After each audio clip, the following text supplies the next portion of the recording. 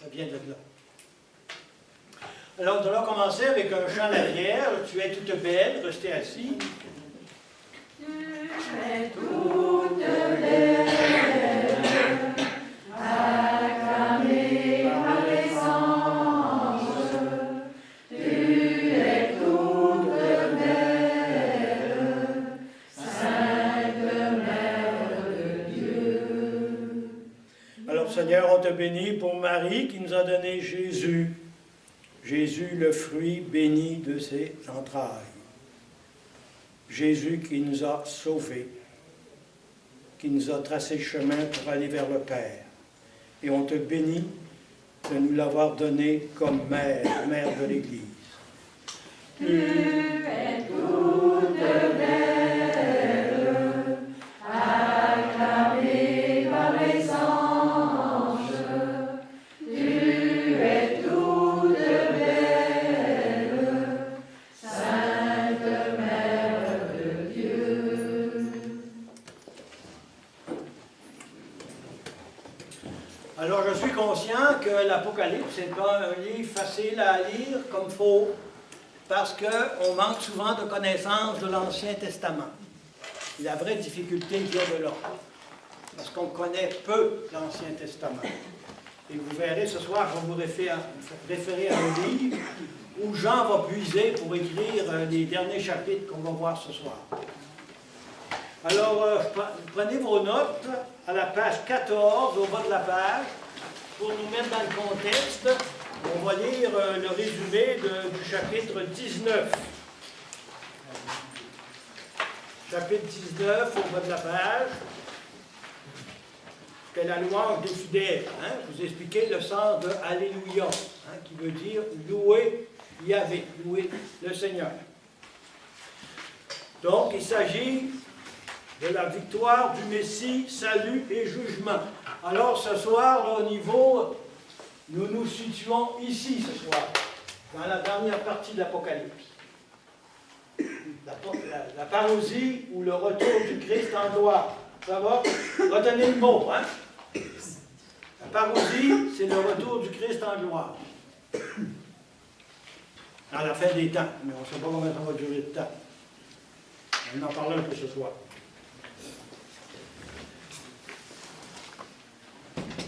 Une dernière fois, Jean va nous présenter en deux tableaux célestes et terrestres la victoire finale du Messie.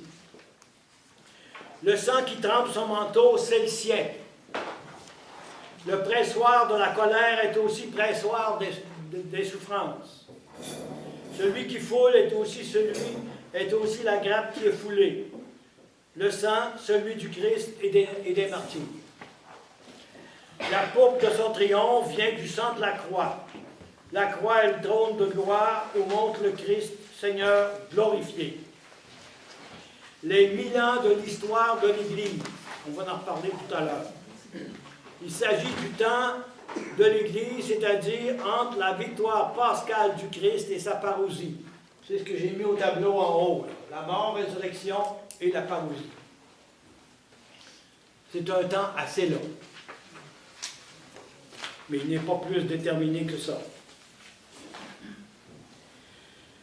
Il s'agit donc du temps de l'Église, c'est-à-dire entre la victoire pascale du Christ et sa parousie. Mais dès maintenant, le croyant goûte aux fruits d'immortalité de l'arbre de vie par la présence de l'Esprit Saint, par les sacrements et les autres présences spirituelles. Les 1000 ans veulent dire que dès maintenant, nous participons à la victoire et à la vraie vie du Christ. Je vis le ciel ouvert, une révélation capitale. Le cavalier blanc, c'est le Messie, c'est le Fils de l'homme. Le Messie juge, c'est le Christ Seigneur, qu'on a lu déjà, le fidèle et le véritable. Le nom secret, transcendance et divinité de Jésus, Fils bien-aimé du Père. La parole de Dieu se référait au prologue de Saint Jean. Il a dit un mot la semaine passée. Les temps de feu, le Christ règne, au nom de Dieu, il juge. Les forces du mal sont frappées par la condamnation. Une deuxième mort qui s'oppose à la vie éternelle. c'est la fin éternelle. L'histoire s'ouvre sur l'éternité et ce combat final se fait d'après l'influence d'Ézéchiel.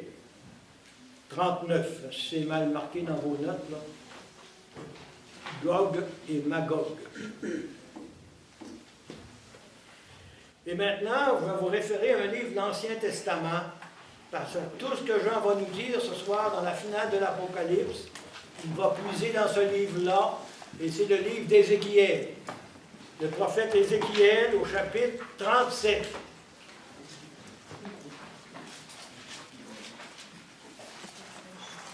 Ézéchiel 37.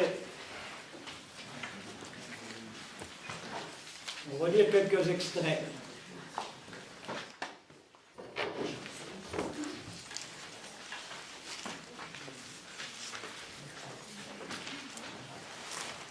Ézéchiel, en général, dans les Bibles, ça vient après Jérémie, après le prophète Jérémie. Vous avez trouvé?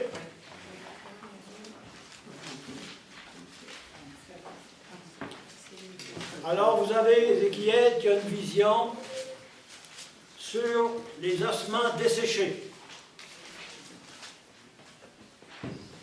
Là, il va dire au prophète de prophétiser sur les ossements desséchés pour qu'ils reviennent à la vie. C'est ça, c'est la première vision. Celle qui va à nous autres à la parousie, qui est annoncée par Ézéchiel. Et remarquez que l'ensemble des vérités que nous avons dans le Nouveau Testament, ils étaient déjà dans l'Ancien Testament. Ils n'ont pas toujours compris, mais ils étaient déjà là. On va lire un extrait de ça. Alors prenez la vision des ossements, Ézéchiel. Donc, on va aller au verset 11. Excusez, au début. Verset 1. La main du Seigneur fut sur moi. Il me fit sortir par l'Esprit du Seigneur et me déposa au milieu de la vallée. Ça, c'est une vallée pas loin de Jérusalem. On appelait ça la vallée de Josaphat, où devait ressusciter des morts. Vous savez, on a des références quand même, un peu. On a entendu parler. Elle était pleine d'ossements. Il me fit circuler parmi eux en tous sens. Ils étaient extrêmement nombreux à la surface de la vallée. Ils étaient tout à fait desséchés. Il me dit, fils d'homme, ces ossements peuvent-ils revivre? Je dis, Seigneur Dieu, c'est toi qui le sais. Il me dit, prononce un oracle contre ces ossements. Dis-leur, ossements desséchés, écoutez la parole du Seigneur. Ainsi parle le Seigneur Dieu à ces ossements. Je vais faire venir en vous un souffle pour que vous viviez. Je mettrai sur vous des nerfs, je ferai croître sur vous de la chair. J'étendrai sur vous de la peau, et je mettrai en vous un souffle, et vous vivrez. Alors vous connaîtrez que je suis le Seigneur. Je prononçai l'oracle comme j'en avais reçu l'ordre, et il y eut un bruit pendant que je prononçais l'oracle, et un mouvement se produisit. Les ossements se rapprochèrent les uns des autres. Je regardai, et voici qu'il y avait sur eux des nerfs, de la chair croissait, et il étendit de la peau par-dessus, mais il n'y avait pas de souffle en eux. Il me dit, prononce un oracle sur le souffle. Prononce un oracle, fils d'homme. Dis au souffle, ainsi parle le Seigneur Dieu. Souffle, viens des 4 points cardinaux, souffle sur ces morts, ils vivront. Je prononcerai l'oracle, comme j'en avais reçu l'ordre. Le souffle entra en eux, et ils vécurent, et ils se tinrent debout. C'était une immense armée. La résurrection, la chair et la vie éternelle, c'est déjà annoncé par Ézéchiel. C'est ça qui est annoncé, là. C'est ça que l'Apocalypse va reprendre. Et vous tournez la page un petit peu, vous allez avoir au chapitre 38, du même auteur, Ézéchiel, une prophétie contre Gog et Magog. C'était les ennemis d'Israël, qui combattaient Israël. Et là, Dieu intervient contre ces forces-là qui attaquaient le peuple de Dieu. Ça va? Gog et Magog. On tourne la page. Vous allez aller au chapitre 40. Et là, vous avez une prophétie sur le temple nouveau. C'est la source de Jean pour écrire ces derniers chapitres. Chapitres 20, 21, 22. On en a un extrait. Le 25e année de notre déportation, au début de l'année, le 10 du mois, 14 ans après la chute de la ville, le même jour exactement, la main du Seigneur fut sur moi. Il m'emmena là-bas, et dans des visions divines, il m'emmena en terre d'Israël. Il me déposa sur une très haute montagne, sur laquelle au sud il y avait comme les édifices d'une ville. Il m'emmena là-bas, et voici un homme, son aspect était comme l'aspect du bronze. Il avait à la main comme un cordeau de lin, ainsi qu'une canne à mesurer. Il se tenait à la porte. L'homme me dit, « Fils d'homme, regarde de tous tes yeux, écoute de toutes tes oreilles, applique ton attention à tout ce que je vais te dire, voir, car c'est pour te le faire voir qu'on t'a amené ici.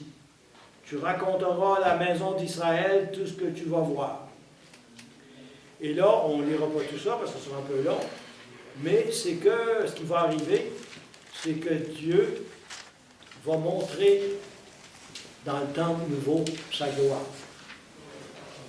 Et Jean va puiser dans Ézéchiel pour nous donner, je dirais, la finale de l'Apocalypse. Une expérience que Jean va avoir, comme Ézéchiel en a eu une. Ézéchiel qui a déjà eu la prophétie de la résurrection des morts. Hein? C'est ça, les ossements desséchés. Hein? C'est la résurrection de tous ceux qui sont morts. C'est ce qui correspond à la parousie. Ça va, vous voyez le lien, là, hein? C'est déjà dans l'Ancien Testament, comme, je dirais, comme message. Mais c'est repris par Jésus, bien des fois, quand il parle de la résurrection. Ça va, on va retourner maintenant dans l'Apocalypse, au chapitre 20.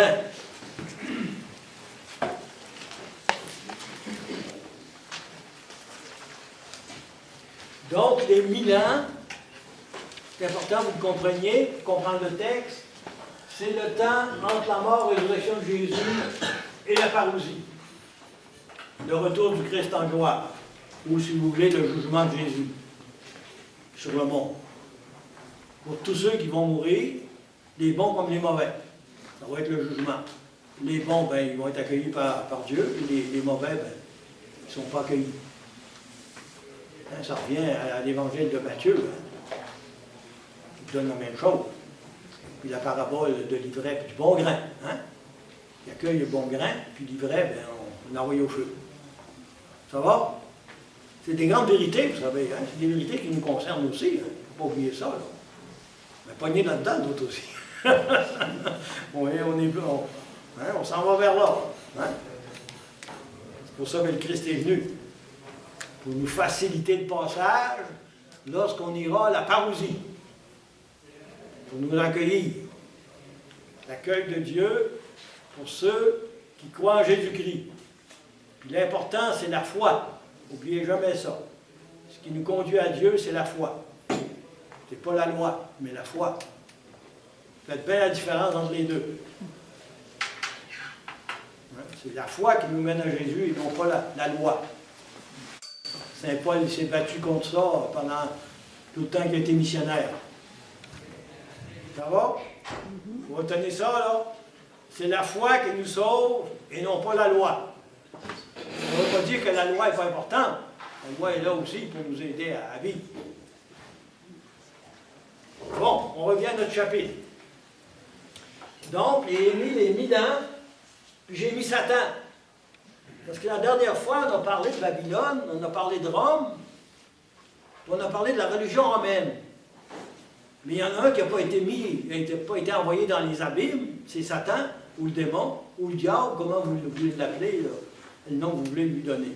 Là, on va arriver là.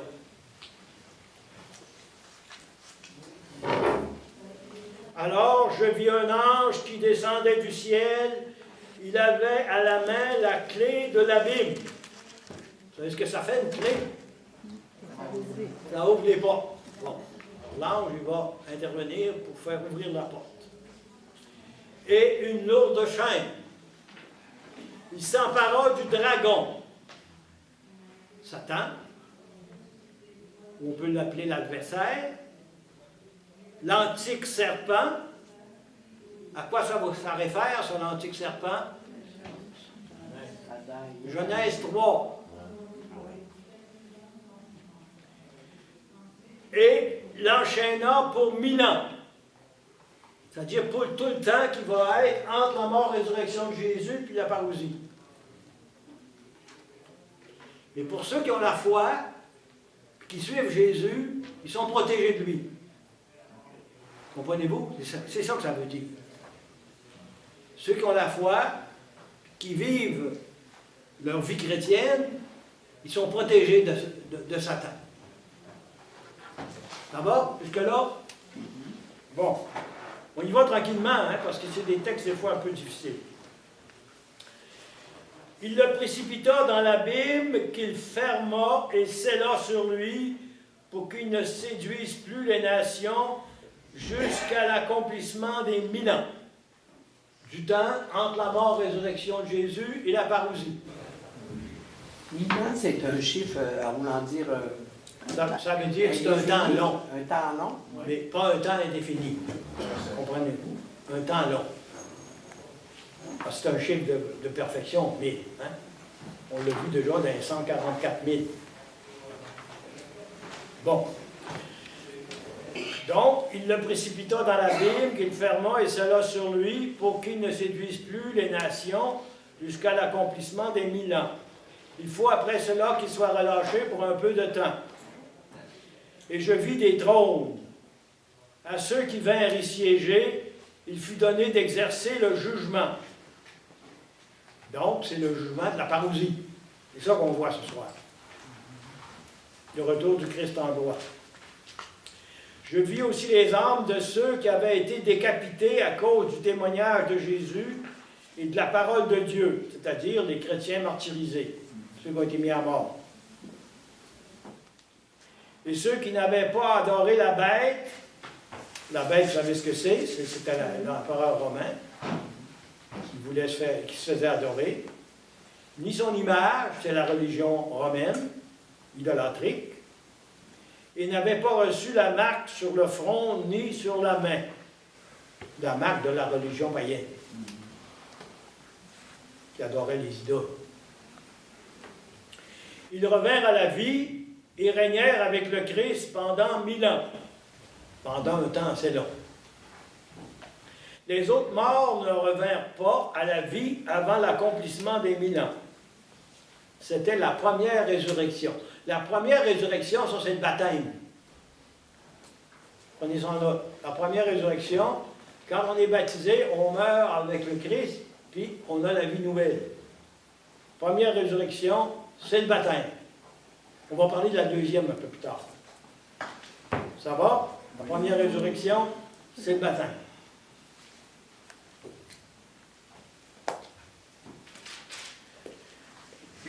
Puis là, ici, on a une béatitude. Heureux et saints ceux qui ont part à la première résurrection, donc à la mort, à la résurrection de Jésus, qui nous donne son Esprit Saint.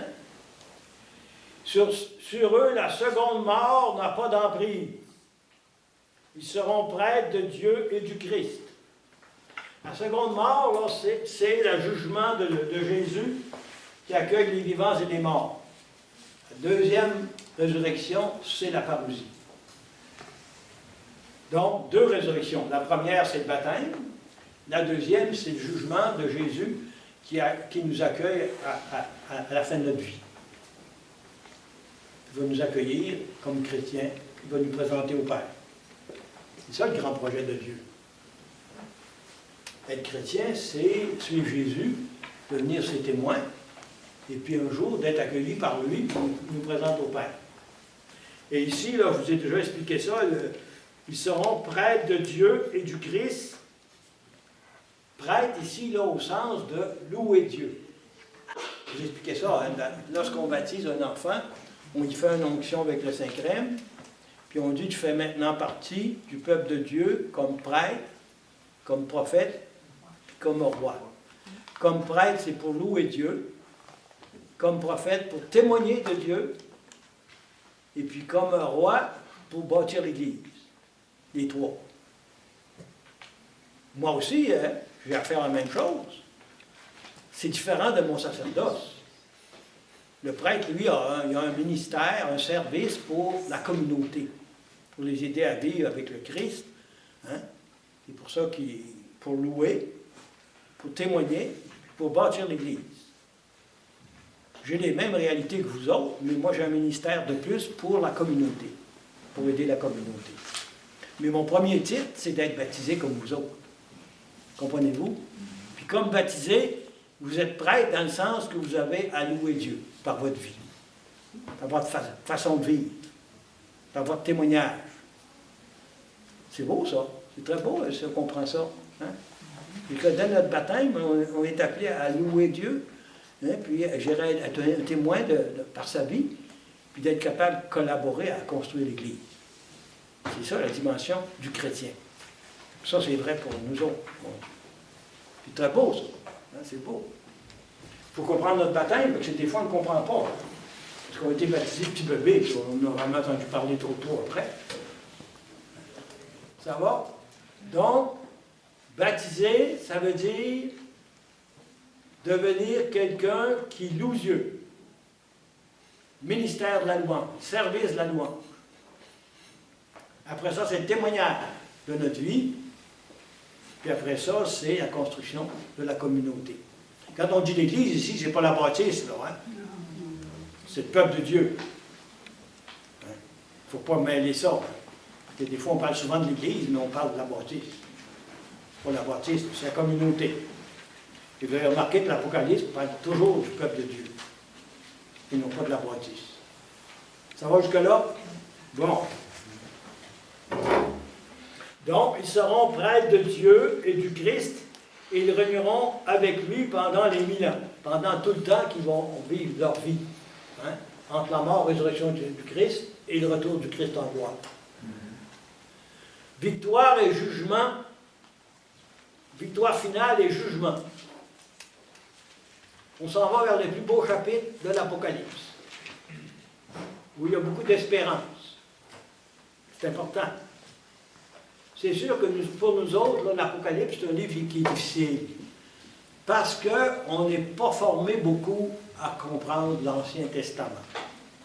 Il y a beaucoup de richesses dans l'Ancien Testament, mais on ne le connaît pas. Alors, quand on prend un livre comme l'Apocalypse, c'est comme, je dirais, le résumé de tout l'Ancien Testament en fonction de Jésus, qui vient donner sens à toute l'histoire de l'Ancien Testament, puis qui vient nous l'expliquer. Mais si on ne le connaît pas, que si tu veux, on ne peut pas aller plus vite que, comme on dit, que la charrette, hein? Mais petit à petit, ça peut nous amener à découvrir l'Ancien Testament. Alors, on aborde donc la victoire finale et le jugement. Pour ceux là, qui aiment prendre des notes, là, ça peut être l'équivalent de parousie. Quand les 1000 ans seront accomplis, Satan sera relâché de sa prison. Il s'en ira séduire les nations qui sont aux quatre coins de la terre, Gog et Magog. Alors, je vous ai expliqué tantôt là, que c'était dans Ézéchiel, Gog et Magog. C'était les ennemis d'Israël qui combattaient. Il les rassembla pour le combat. Leur nombre est comme le sable de la mer. Ils envahirent toute l'étendue de la terre et investirent le camp des saints et la cité bien-aimée. Donc, c'est le combat entre les forces du bien et du mal. Gog et Magog qui intervient contre les chrétiens au cours des 1000 ans. Entre le temps de la mort et la résurrection de Jésus et la parousie. Hein? C'est notre temps, nous autres. Hein? Vous comprenez, là? Mais un feu descendit du ciel et les dévora. Et le diable, le séducteur, fut précipité dans l'étang de feu et de soufre auprès de la bête et du faux prophète. La bête, là, c'est l'empereur, c'est Rome. Et le faux prophète, c'est la religion romaine.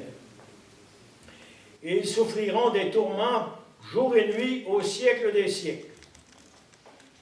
Alors je vis un grand trône blanc, et celui qui y siégeait, devant sa face, la terre et le ciel s'enfuirent sans laisser de traces. Et je vis les morts, les grands et les petits, debout devant le trône, et des livres furent ouverts. Alors le trône, là, c'est où Dieu était, qui avait été décrit au chapitre 4 de l'Apocalypse. Vous vous souvenez? On a vu ça au chapitre 4. On décrivait, il y avait quelqu'un dans le trône, puis là, on a vu l'agneau qui est arrivé. Hein? Ça réfère au chapitre 4. Donc, et les morts furent jugés selon leurs œuvres, écoutez bien le texte, d'après ce qui est écrit dans les livres. Et vous savez, quand on était jeune, moi que j'allais à l'école, il nous parlait de Saint-Pierre, qui avait son livre. Puis quand on rentrait au ciel, il regardait si on était dans le livre. Si on était dans le livre pour voir si on pouvait rentrer ou non. Hein? Ah, t'en as remarqué. Mais l'imagerie nous vient de l'Apocalypse, mais souvent on l'a vu d'une façon trop matérielle. C'est pas quelque chose de matériel, mais on l'explique comme ça. Alors les morts furent jugés selon leurs œuvres, d'après ce qui était écrit dans les livres. La mer rendit ses morts. La mort et la déesse rendirent leurs morts. Et chacun fut jugé selon ses œuvres. Alors la mer et la déesse furent précipités dans les temps de feu. Les temps de feu, voilà la seconde mort. Donc, la seconde mort, là, c'est ceux qui sont jugés à la parousie, tu as ceux qui sont sauvés, puis ceux qui ne sont pas. La seconde mort, c'est ça.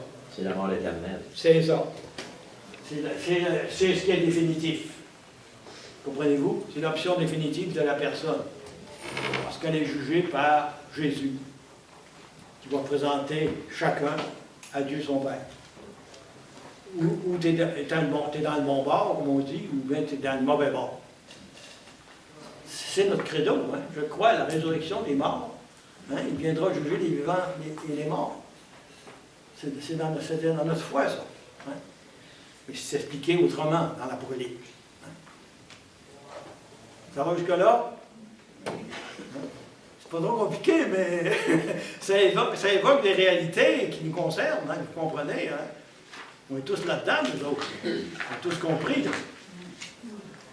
Dans le fond, c'est tout le monde qui est mort depuis la mort et la résurrection. C'est ça. Puis à la parousie, ben, tous ces gens-là, tu as les ossements qui vont ressusciter. Puis là, il va les diviser. C'est ça. C'est ça? Les bons vont aller dans le bon bord, puis les mauvais dans le mauvais bord.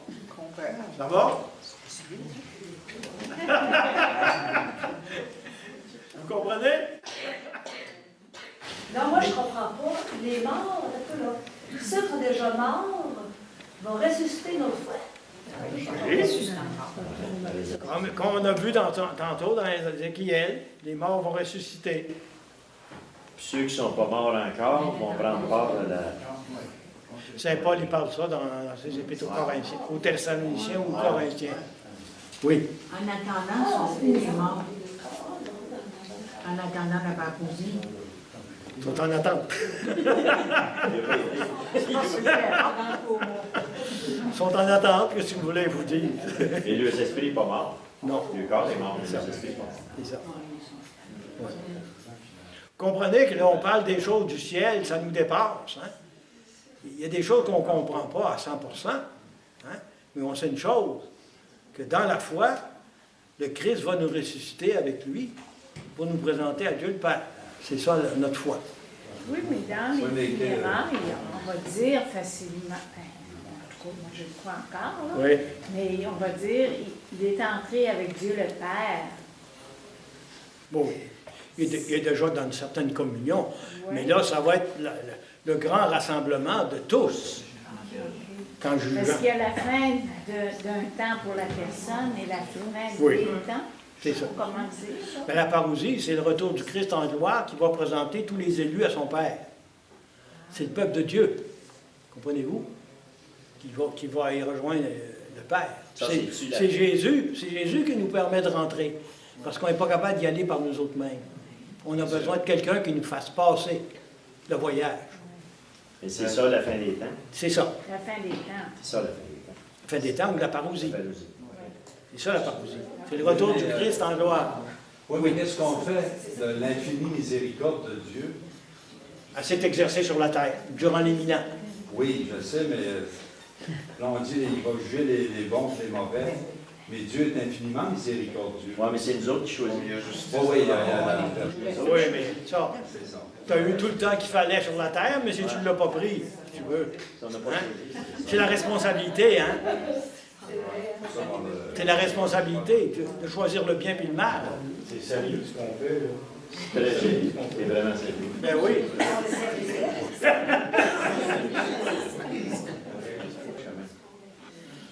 C'est pour ça qu'à un moment donné, dans l'Apocalypse, il parlait de 2,5, puis pour laisser toujours un temps de conversion pour les gens. Tout le temps. Tout le temps. Mais est-ce qu'il y aurait deux ciels, un pré-ciel puis un ciel? Ah, ben, s'ils savent Il y que a ça. plusieurs ciels? Il faut savoir que quand Jean nous explique ça, il parle de choses qui nous dépassent.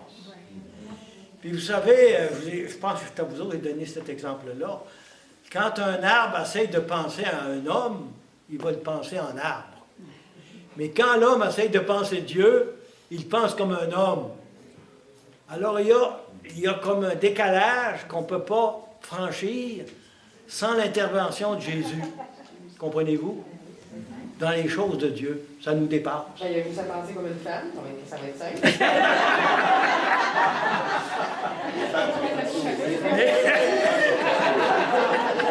Mais la femme, c'est le peuple de Dieu.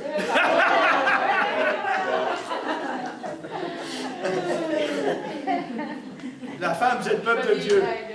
Parce qu'on croit à la résurrection de la chair, hein, dans le credo. On croit à la résurrection de la chair et à la vie éternelle. Hein, c'est ça notre foi. Mais comment tout ça va se faire? Moi, je ne sais pas plus que vous autres, là, hein, mais on sait que ça va se faire par Jésus. Ah, tu rejoins ton corps. Voilà. C'est ça, la résurrection des... Ce que j'ai lu tout à l'heure dans Ézéchiel, la résurrection des ossements desséchés. Par la puissance de Dieu qu'on va ressusciter. N'oubliez pas ça. On ne va pas tout expliquer. On ne va pas tout expliquer parce qu'il y a des choses qui nous dépassent. Mais ça pose des bonnes questions quand même. Bon, on continue notre texte. Je t'ai rendu à quel endroit? 21. Bon. Alors les cieux nouveaux, les nouveaux cieux et la nouvelle terre. Donc, il y a quelque chose de neuf là, qui va être affirmé par Saint Jean. Une manière nouvelle de vivre par les cieux nouveaux, la terre nouvelle. C'est ce qu'il va nous expliquer dans le texte. Alors, je vis un ciel nouveau et une terre nouvelle, car le premier ciel et la première terre ont disparu et la mer n'est plus. Pourquoi la mer n'est plus? La mer, c'est l'air. Ah, c'est parce que c'était le lieu des forces du mal. C'est ça. C'est pour ça que la mer n'est plus.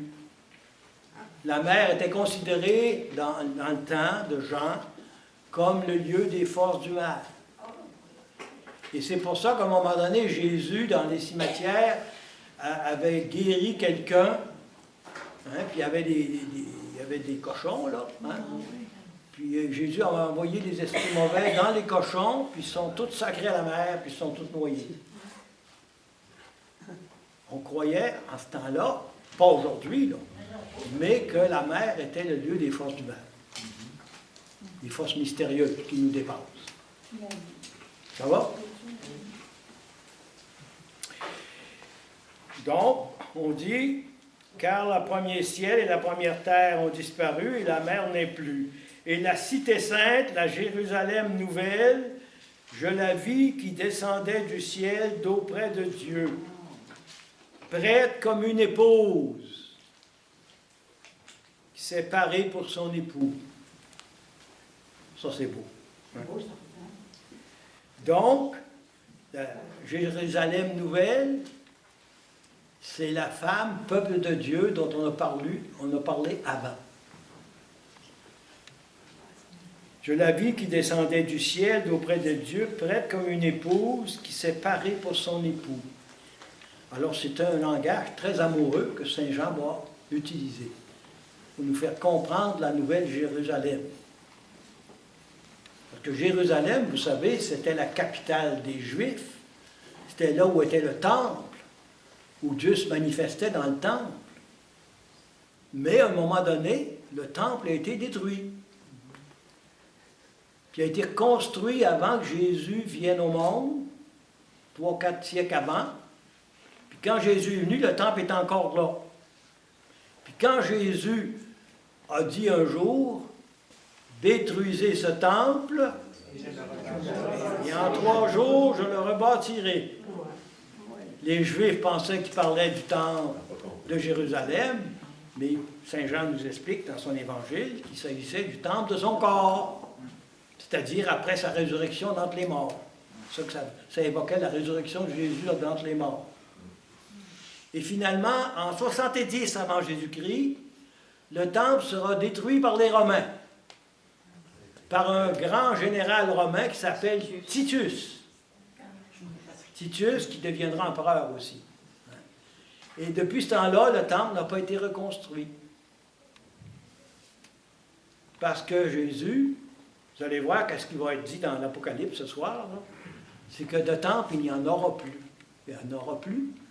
Le temple, ce sera Dieu lui-même, Père, Fils et Esprit, qui sera le nouveau temple. Ça, c'est une grande révélation que Jean nous fait ce soir. Hein? Il n'y aura plus de temple. Le temple, ça va être Dieu lui-même. Comprenez-vous? Ça veut dire qu'on n'aura plus besoin de nos églises. L'église, c'était pour le temps de la terre. C'est pas pour le temps du ciel. Ça va jusque-là? C'est beau, là. On a le plus beau de l'Apocalypse. Donc, j'entendis venant du trône une voix forte qui disait « Voici la demeure de Dieu avec les hommes. » Saint Jean, dans son évangile, au début, il disait « Le Verbe s'est fait chair, il a habité parmi nous, et il est demeuré chez nous. » Il a mis sa tente chez nous. Et le mot « demeurer ». Le mot « demeurer » est important par Jean. C'était le lieu de la présence de Dieu avec son peuple. C'est ce qu'on retrouve dans Saint Jean. Ils seront ses peuples, et lui sera le Dieu qui est avec eux. Il essuiera toute larme de leurs yeux. La mort ne sera plus. Ce sera la vie éternelle. Il n'y aura plus ni deuil, ni cri, ni souffrance, car le monde ancien a disparu.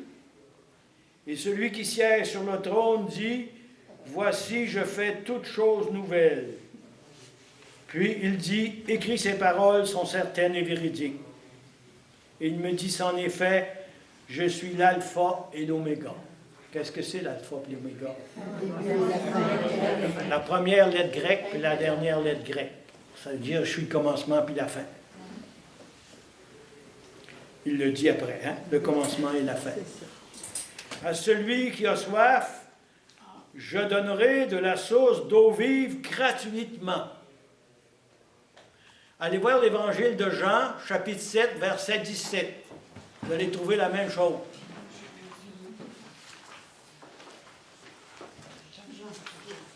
Jean 7, 17.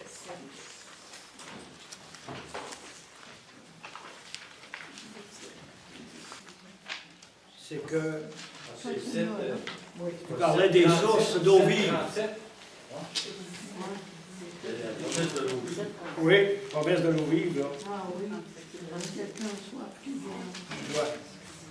Quelqu'un soit qui vienne à moi et des fleuves d'eau vive. La promesse de l'eau vive, 37, 37. Des fleuves d'eau vive. C'est 37? Oui, 37. C'est ça. Le dernier jour de la fête, qui est aussi le plus solennel, Jésus se tend dans le temple et il se mit à proclamer à haute voix, « Si quelqu'un a soif, qu'il vienne à moi et que boive celui qui croit en moi, comme le dit l'Écriture, de son sein couleront des fleuves d'eau vive. Il désignait ainsi l'Esprit que devaient recevoir ceux qui croiraient en lui. En effet, il n'y avait pas encore d'Esprit parce que Jésus n'avait pas encore été glorifié. Donc, par sa mort et sa résurrection, il a répandu l'Esprit. C'est ce don-là qu'on soit au baptême. Ça va? Donc, les fleuves d'eau vive, là, c'est ça que Jésus annonce. Voyez-vous, on l'a dans Saint Jean, dans son évangile, mais il le reprend ici, dans l'Apocalypse. C'est 37 au lieu de 17. Par contre, nous autres, on vit ça. C'est ça. C'est ça. C'est ce qu'on a en dedans de nous autres. C'est ça. Qui doit se développer.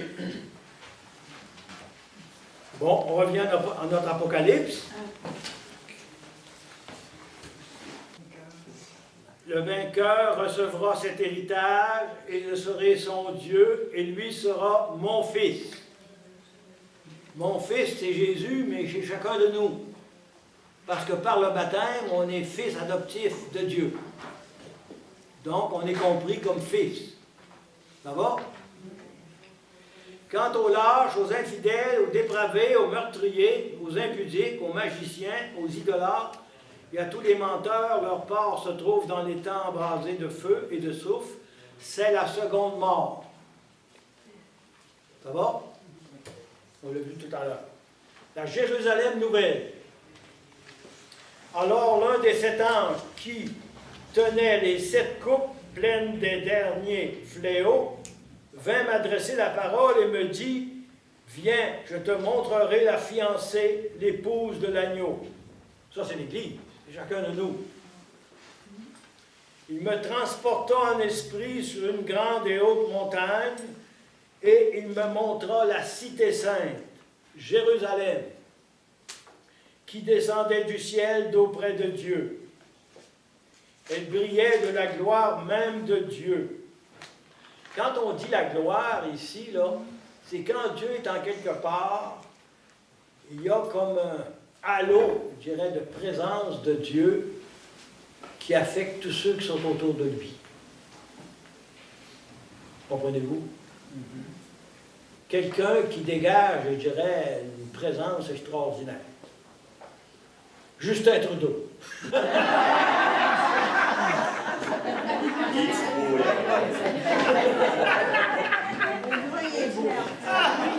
ne sais pas s'il va y avoir l'Esprit de Dieu. Ça, c'est symbolique. Ça, c'est symbolique. Mais ce que je veux faire saisir, c'est que quand Dieu est présent quelque part, il y a quelque chose qui se dégage de lui et qui affecte les personnes. Quand Pierre, Jacques et Jean ont vu Jésus transfiguré sur la montagne, là, il était quasiment comme fou, hein, tellement, je dirais, la présence de Dieu était extraordinaire. Hein. Même Pierre a dit, construisons 3 temples, une pour Moïse, une pour Élie. Ils ont aussi été bien un peu. Hein. Il déparlait un peu. Alors, c'est une expérience, donc, que Pierre, Jacques et Jean ont vécue. Ils l'ont vécu avant la mort et la résurrection de Jésus. Et Jésus a manifesté qui il serait une fois ressuscité, pour leur donner du courage à travers les événements qu'ils avaient à vivre, hein, qui étaient la passion et la mort de Jésus.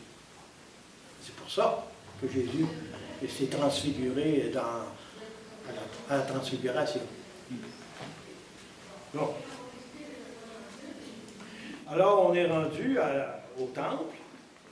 Elle brillait de la gloire même de Dieu. Son éclat rappelait une pierre précieuse, comme une pierre d'un jaspe cristallin. Et remarquez ici, on va essayer de décrire tout ce qu'il y a autour de Dieu, mais sans nous expliquer qui est Dieu. Parce qu'on n'est pas capable de le faire, à cause de notre niveau humain. Mais on met toutes sortes de choses extraordinaires autour de Dieu, mais on n'est pas capable d'expliquer Dieu. Ça va? On va regarder tout ce qui, comment le temple va être. Hein? C'est pas le vrai temple matériel, là, hein? C'est un temple spirituel. Alors j'arrête un petit moment pour vous laisser souffler. Chapitre 21. Alors on décrit la nouvelle Jérusalem. Et ça suppose déjà tout le cheminement du peuple d'Israël concernant Jérusalem, qui avait des remparts, qui était entouré de murs, qui se protégeait contre les ennemis. Et c'est ça qu'on va décrire, mais c'est symbolique. Hein? C'est-à-dire qu'à partir de ce Jérusalem-là, on décrit ce qui est autour de Dieu. Ça va jusque-là, symboliquement. Elle avait d'épais et hauts remparts. Elle avait 12 portes. 12 ici est important. C'est un chiffre de perfection. Les 12 apôtres, les 12 fils de Jacob, 12 fois 12, 144. Au carré, ça fait 144 000. Elle avait 12 portes et aux portes 12 anges et des noms inscrits. Les noms des 12 tribus des fils d'Israël. Donc, les 12 fils de Jacob qui ont donné naissance au peuple de Dieu. À l'Orient, 3 portes. Au nord, 3 portes. Au midi, 3 portes. Et à l'Occident, 3 portes. Les remparts de la cité avaient 12 assises. Les assises, on pourrait dire pour nous autres, là, c'est le footing en dessous d'un mur. Hein? Les assises. Les fondations. Et sur elles, les 12 noms des 12 apôtres de l'agneau. Hein? Vous référez aux fils de Jacob, puis là, aux 12 apôtres. Celui qui me parlait tenait une mesure, un roseau d'or, pour mesurer la cité, ses portes et ses remparts. Alors, vous comprenez, nous autres, quand on a un gallon, un petit gallon de 2 piastres, hein, ça nous suffit. Mais là, c'est un roseau d'or. Un roseau d'or, hein, c'est pas n'importe quoi. Là. Il ne mesure pas n'importe quoi. Là. Il mesure la Jérusalem nouvelle. La cité était carrée. Sa longueur égalait sa largeur. Il la mesura au roseau. Elle comptait 12 000 stades. Un autre chiffre de perfection. Pourquoi un carré? Parce que c'est tout, les 4 côtés sont pareils. C'est ça. C'est ça. C'était considéré comme des mesures parfaites. La longueur, la largeur et la hauteur en étaient égales. Il mesura les remparts, il comptait 144 coudées. Vous avez encore un 12 multiplié par 12. Mesure humaine que l'ange utilisait. Les matériaux de ces remparts étaient de jaspe. Et la cité était d'un or pur, semblable au pur cristal. Les assises des remparts de la cité s'ornaient de pierres précieuses de toutes sortes. La première assise était de jaspe, la deuxième de saphir, la troisième de chalcédoine, la quatrième d'émeraude, la cinquième de sardoine, la sixième de cornaline, la septième de chrysolite, la huitième de béryl, la neuvième de topaz, la dixième de chrysoprase, la onzième d'hyacinthe et la 12e d'améthyste. Les 12 portes étaient 12 perles. Chacune des portes était d'une seule perle. Quel grand luxe. La Jérusalem nouvelle. Comprenez-vous, il met ce qu'il y a de plus beau. Il essaye de traduire un peu ce que ça pourrait être. Mais il y a bien de misère à dire. C'est pour ça que son langage est un petit peu exagéré. On va être émerveillé. Ouais. C'est ça. La souhaiter, là. Donc, chacune des portes était d'une seule perle, et la place de la cité était d'or pur comme un cristal limpide, mais de temple on n'en vit point dans la cité, car son temple, c'est le Seigneur, le Dieu Tout-Puissant, ainsi que l'agneau. Donc, il n'y a plus de temple. Comprenez-vous? On est appelé à vivre une communion non pas dans un temple matériel, En présence. mais dans la présence de Dieu. Et ça, c'est Dieu qui sera le temple. Comprenez-vous? La cité n'a besoin ni de soleil, ni de la lune pour l'éclairer, car la gloire de Dieu l'illumine et son flambeau, c'est l'agneau. C'est beau. Magnifique. Quand on dit on est au 7e ciel, C'est un peu ça qu'on veut dire.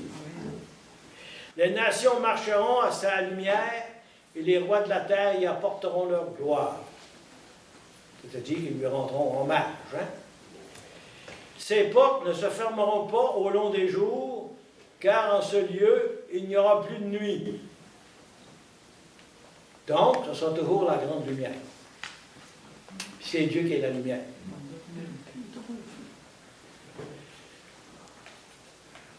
On y apportera la gloire et l'honneur des nations. Il n'y entrera nulle souillure, ni personne qui pratique abomination et mensonge, ça veut dire l'idolâtrie, mais ceux-là seuls qui sont inscrits dans le livre de vie de l'agneau. Donc, ces chrétiens qui sont morts en odeur de sainteté avec l'Esprit Saint. Puis il me montra un fleuve d'eau vive, brillant comme du cristal, qui jaillissait du trône de Dieu et de l'agneau. Et là, il va jaillir un fleuve, hein, on vient de voir ça dans Saint-Jean, hein, les fleuves d'eau vive, hein, c'est l'Esprit Saint. Alors là, il annonce justement la présence de l'Esprit Saint, qui va être là. Il y aura Dieu le Père, le Fils, l'agneau, et l'Esprit Saint. Les fleuves d'eau vive, parce que chaque chrétien va en avoir de l'eau vive. Il va vivre avec l'Esprit Saint. on aura des choses à comprendre là-bas. Ah oui. Donc, au milieu de la place de la cité et des deux bras du fleuve est un arbre de vie produisant 12 récoltes. Nous autres, on a la misère d'en avoir une par année. Vous comprenez? Vous comprenez que là, ça produit l'affaire. Hein? Chaque mois, il donne son fruit et son feuillage sert à la guérison des nations. Il n'y aura plus de malédiction. Le trône de Dieu et de l'agneau sera dans la cité et ses serviteurs lui rendront un culte. Ils verront son visage et son nom sera sur leur front. Il n'y aura plus de nuit. Nul n'aura besoin de la lumière du flambeau ni de la lumière du soleil, car le Seigneur Dieu répandra sur eux sa lumière. Ça, c'est la parousie où Dieu nous accueille, il nous présente à Dieu le Père. C'est ça que ça veut dire. Puis, on est dans la lumière de Dieu. Dieu, c'est le temple. Le peuple qui a fait l'expérience du temple pendant des siècles, à la fin, il est détruit. Puis là, ce que Jean nous dit, qu'il n'y a plus besoin de temple, le temple, c'est Dieu lui-même. Dieu Père, Fils et Esprit. Ça va jusque-là? C'est beau, hein? C'est pas compliqué, là. Et ils régneront au siècle des siècles. Alors maintenant, l'épilogue que Jean va nous donner. Puis il me dit, ces paroles sont certaines et véridiques. Le Seigneur, le Dieu des esprits, des prophètes, a envoyé un ange pour montrer à ses serviteurs ce qui doit arriver bientôt. Vous vous souvenez, on a dit ça au début de l'Apocalypse. Je viendrai bientôt. Mais le bientôt, c'est la parousie. Ça va? Le bientôt, c'est la parousie. Heureux celui qui garde les paroles prophétiques de ce livre. Moi, Jean, j'ai entendu et j'ai vu cela. Et après avoir entendu et vu, je me prosternai pour l'adorer aux pieds de l'ange qui me montrait cela. Mais il me dit, garde-toi de le faire.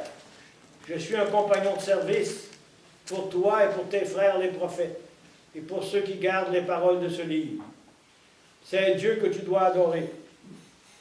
Puis il me dit, ne garde pas secrètes les paroles prophétiques de ce livre, car le temps est proche.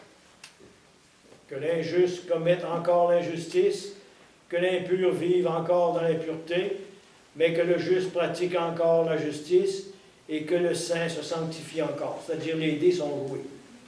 C'est le jugement.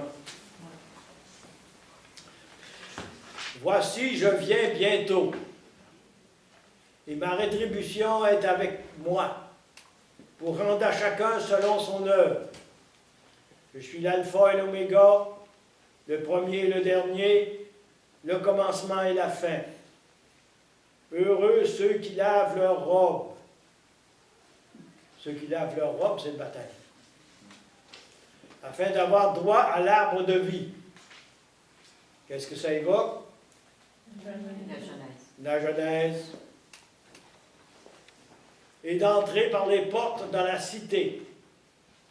Dehors les chiens et les magiciens, les impudiques et les meurtriers, les idolâtres et quiconque aime ou pratique le mensonge. Le mensonge ici, c'est l'idolâtrie. Moi, Jésus, j'ai envoyé mon ange pour vous apporter ce témoignage au sujet des églises. Ici, ça réfère aux lettres qui ont été écrites aux églises au début de l'Apocalypse.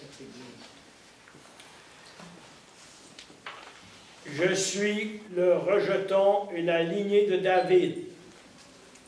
Jésus était parent par ses ancêtres, par David, à David. L'étoile brillante du matin. L'esprit et l'épouse disent, l'épouse ici, c'est l'Église, c'est le peuple de Dieu sauvé. L'épouse, l'esprit et l'épouse disent, viens.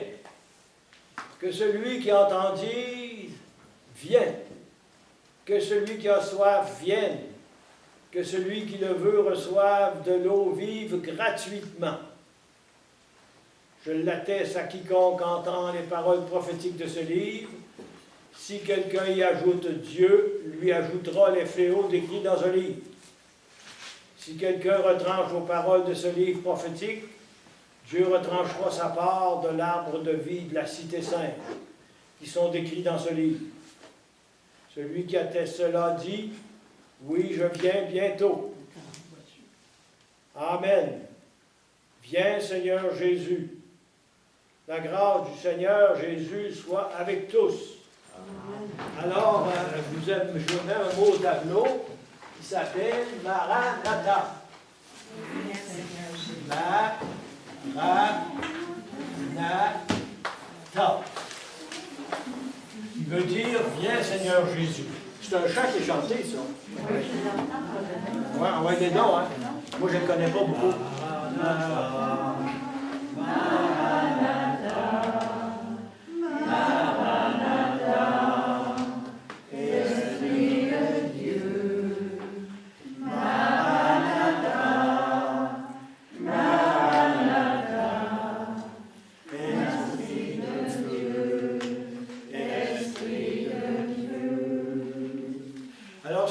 Attends, mes chers amis au ciel. C'est ça que Jean veut essayer de nous expliquer, mais c'est pas facile à comprendre. Parce que c'est un langage symbolique.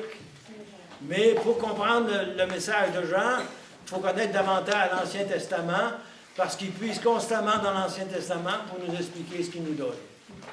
Et c'est un très beau livre, hein? Ça se termine dans l'apothéose, hein? Avec l'épouse qui est le peuple de Dieu, qui va rejoindre avec Jésus qui est l'époux. Hein? Jésus fait l'époux, puis l'Église, c'est l'épouse. Et c'est Jésus qui va nous présenter au Père, qui va nous accueillir, il va nous donner le bonheur du ciel.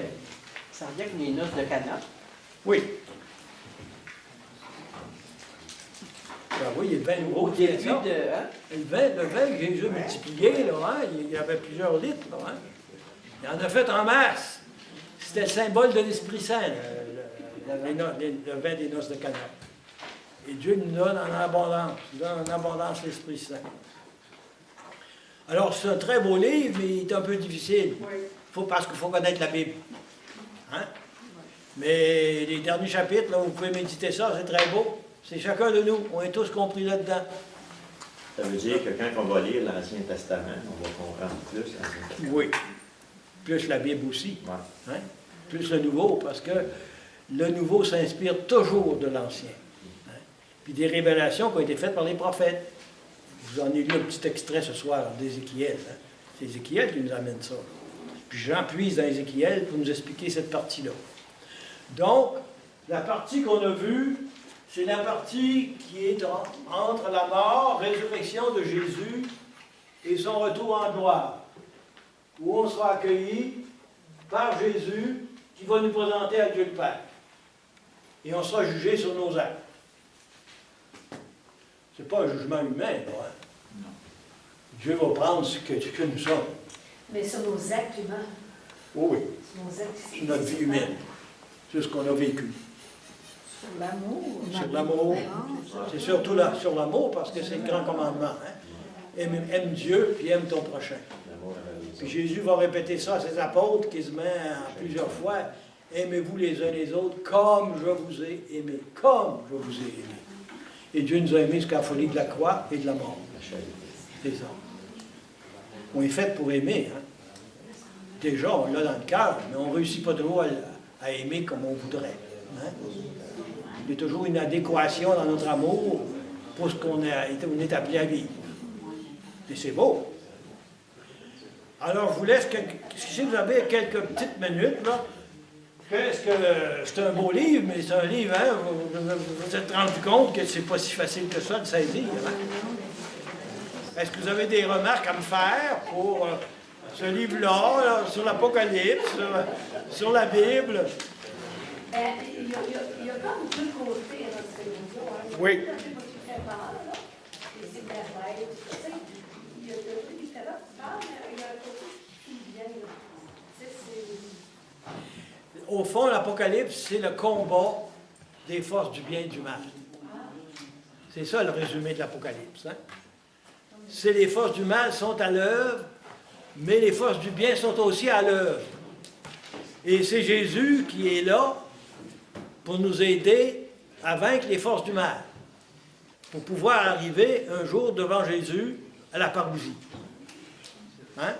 Au fond, ça se résume dans le combat des forces du bien et du mal. Parce que par sa mort, il nous a sauvés. Il nous a sauvés. C'est ça. Il nous a donné ce qu'il fallait comme équipement pour pouvoir rejoindre Jésus, qui est ressuscité d'entre les morts. Il nous a sauvés, oui, mais on peut parer aller vers Ben, c'est toute notre vie. Hein? On paraît devant lui à la fin de notre vie. On peut le perdre parce qu'on est responsable. Ah, Hein? on est libre, C'est ça. On a des choix à faire. On a des choix à faire, puis c'est nos choix qui nous motivent aussi pour notre vie, pour la vie éternelle. Les 1000 ans de paix, là, c'est la paix totale ou la paix partielle? Les 1000 ans, là, c'est le temps entre la mort et la parousie. On ne dit pas 1000 ans de paix, on dit 1000 ans de paix. Non. Durant les 1000 ans, là, il y a le combat qui se fait entre les forces du bien et du mal. Mais comme on a été baptisés, puis qu'on vit comme des chrétiens, on est capable de maîtriser les forces du mal qui existent en nous puis en dehors de nous. C'est ça. Hein? Comme chrétiens, on a été témoin de Jésus dans notre vie, par notre façon de vivre. Hein? C'est ça. J'expliquais ça tantôt. Hein? Quand on dit hein, le baptême, on est baptisé, hein? Ça veut dire qu'on est appelé à développer la louange à Dieu, prier Dieu, puis on a des témoins de son amour dans notre vie, puis on a à construire l'Église, la communauté. On témoigne par notre exemple. C'est ça. Qu'est-ce que vous pensez du dicton qui dit que l'enfer, on le vit sur la terre? Non, mais c'est comme de quoi qu'on a chacun nos malheurs sur la terre. Ça veut dire que on mal... passe par des épreuves. Ouais.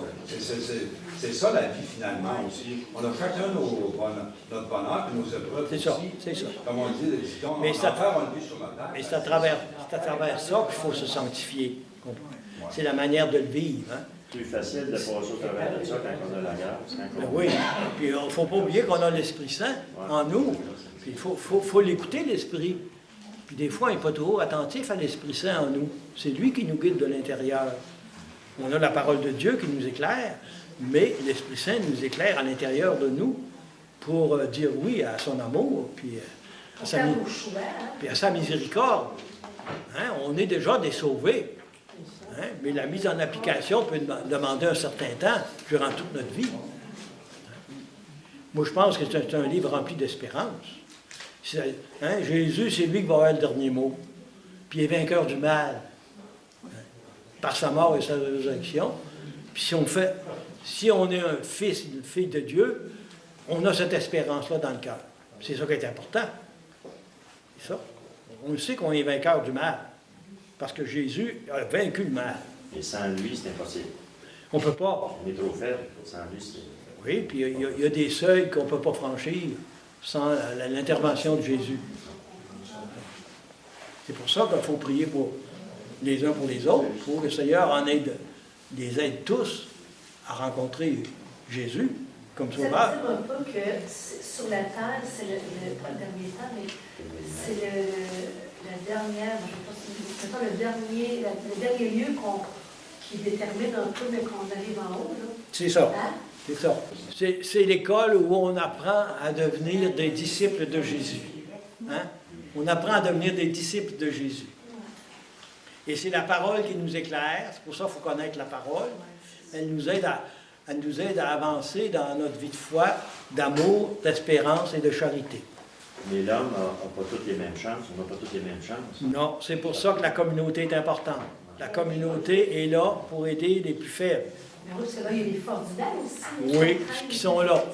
Puis des fois, si quelqu'un est élevé dans une famille puis qu'il n'a pas eu de chance dans cette famille-là, hein, peut-être pour lui, ça sera plus difficile d'accueillir la foi. Hein, comprenez-vous? C'est pour ça qu'on a besoin de la communauté. La communauté est le lieu où se vit la foi. Oui. Ceux-là qui ont été baptisés, c'est ce que ça fait. Bien, s'ils font leur possible, mais le Seigneur peut les sauver pareil. Même s'ils n'ont pas nécessairement tous les sacrements comme nous autres. Dieu donne sa chance à tout le monde. Dieu va les baptiser. Il y a 3 sortes de baptêmes. Hein? Le baptême d'eau, le baptême de sang, le martyr, puis le baptême de l'esprit, le baptême de désir, où l'esprit peut agir quand même. Oui. On ne la connaît pas beaucoup, la parole, hein? Non. Quand est-ce qu'on peut avoir un autre cours? Mais là, si vous voulez voir, j'ai déjà présenté la Genèse. Tous les chapitres de la Genèse, là, vous pouvez l'avoir sur YouTube. Les données à Saint-Martin. L'année passée, j'ai donné ici Saint-Paul. Vous pouvez le réécouter sur YouTube aussi. J'ai un site Internet, mais la semaine passée, il ne fonctionnait pas, il était brisé. Là, paraît-il qu'il est réparé. C'est buissonardent.net. Marquez ça. Est-ce qu'on peut avoir une feuille? Est-ce qu'on peut avoir une feuille? Oui, on les donne, ça. OK. Là, en donnez-vous d'autres, si vous avez donné la Genèse, c'est... On va peut-être en donner encore une série à Saint-Martin, parce que j'ai commencé l'histoire du salut à partir de la Genèse. Et là, je suis rendu avec... j'ai fini l'Exode. Là, je suis censé continuer pour aller vers David. L'Exode, c'est Moïse. Ça, Oui. Le peuple juif qui est sorti. C'est 1200 avant Jésus-Christ, C'est l'Exode. ça après Noël? Probablement. Là, je n'ai pas été invité encore, là, mais c'était prévu comme ça. Saint-Martin? Oui, à Saint-Martin. Est-ce que tu y es? Oh, Oui. tout le monde est invité, il n'y a pas de problème. Ouais. Ah, si je peux y aller, vous pouvez y aller. Ça fait du coup, pas sur la- Ben ouais, c'est encore plus loin que vous autres. J'ai déjà donné des prophètes aussi, hein. On connaît très peu les prophètes, hein. Moi, j'ai déjà donné Jérémie et Osée. Osée, c'est très beau, hein. Très beau aussi. Alors, moi, je vous remercie, hein, pour votre belle collaboration. Je m'aperçois que vous aimez la parole de Dieu. Continuez de la lire, hein.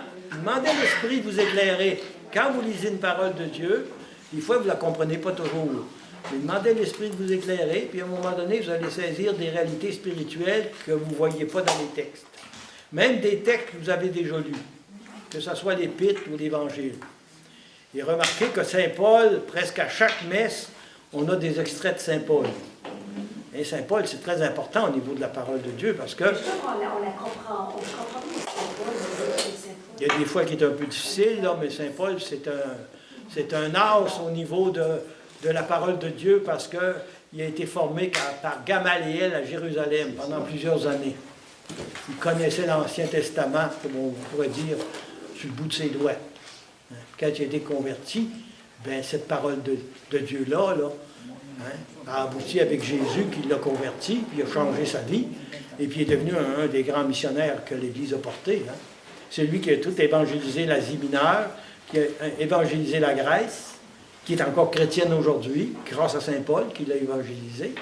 Alors vous voyez comment la foi peut se transmettre pendant des siècles. C'est magnifique. Saint Paul, moi je l'aime beaucoup, parce que